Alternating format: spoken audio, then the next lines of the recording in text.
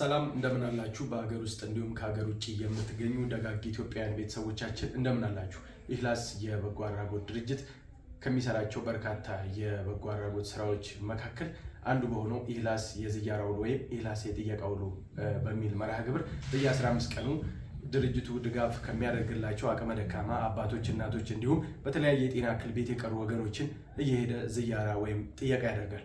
ዛሬም አንድ ቤተሰብ ጋር በማቅናት የድርጅቱ አባላት እንዲሁም የድርጅቱ ስራ አስኪያጅ እንዲሁም የቦርድ አባላቶች በጋራ በመሆን ወደዛው በማቅናት የተለያዩ ለቤተሰቡ ያስፈልገዋል ያልናቸውን ግብአቶችን ሸማምተን እዚህ ቢሮ ያዘጋጀን ሲሆን ወደዛው በማቅናት ከነሱ ጋር ቆንጆ ውሎን እናሳልፋለን። ቤተሰቡ በምን አይነት ሁኔታ ነው ያለው የሚለውንም አብረን የምናስመለከታችሁ ይሆናል። አብራችሁን እንድትሆኑ በአክብሮት እንጋብዛለን። ውድ ቤተሰቦቻችን እንደምትመለከቱት የያዝናቸውን ግብአቶች ለዝያራ ይሆናሉ ብለን ያልናቸውን ግብአቶች ከቢሮ ይዘን በመውጣት ወደዛው እያቀናን እንገኛለን። ወይ ቤተሰብ እንግዲህ ወደዛው ዛሬ ዝያራ ወደምናደርግበት ቤት እንደምትመለከቱት እየገባን እንገኛለን።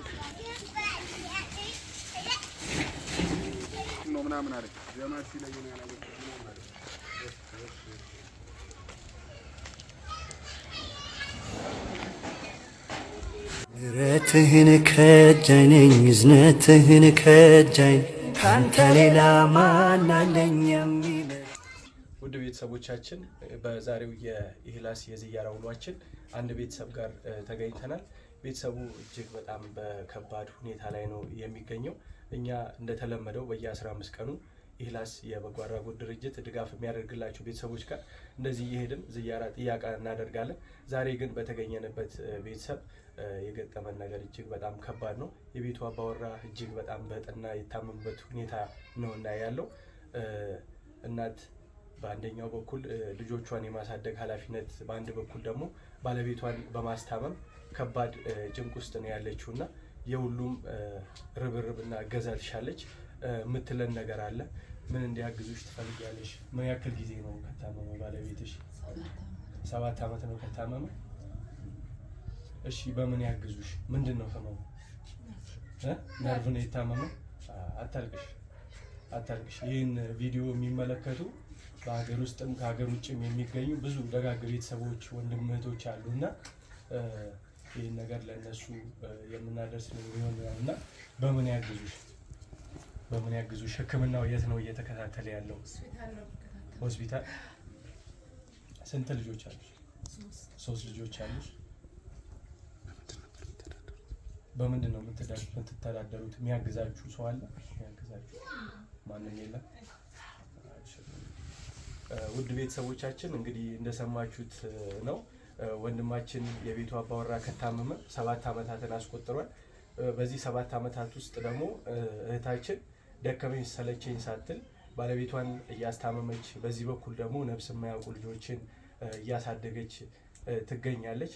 አሁን ደግሞ ነገሮች ከአቅሟ በላይ ሆነው የእናንተን የደጋግ ኢትዮጵያውያን በሀገር ውስጥም ከሀገር ውጭም የምትገኙ የደጋጎችን እገዛ ትሻለች እና እህታችንን እናግዛት። ወንድማችን የተሻለ ሕክምና እንዲያገኝ ሁላችንም እናግዛቸው ስንል እኛም እንግዲህ ተማጽኗችንን ጥሪያችንን እናቀርባለን። በምንችለው ደግሞ እናግዝሻለን። አታልቅሽ። እናንተ ታላችሁ ወንድም አላችሁ። እናንተ ደግሞ የተሻለ ኑሩም ዲንም ከተላችኋል። ከሌላ ማን አለኝ የሚምረኝ? ማረኛ ረባና ማረኛ ረባና። ዱዓ አድርጊና ቡናውን ጠጣና አብሽር። በዚህ በላይ አስመጭና ላት ያለ አርጋት እዚህ አይነት አያምጣባሽ። እዚህ አይነት አትታመሙ።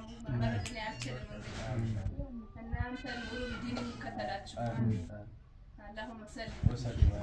የበረታ ችግር የዱንያ ሰቀቀን ተችሎ አይከፋም። አመት ነው አንድ ቀን የህይወት ፈተና ወንጀል ያስደፍራል።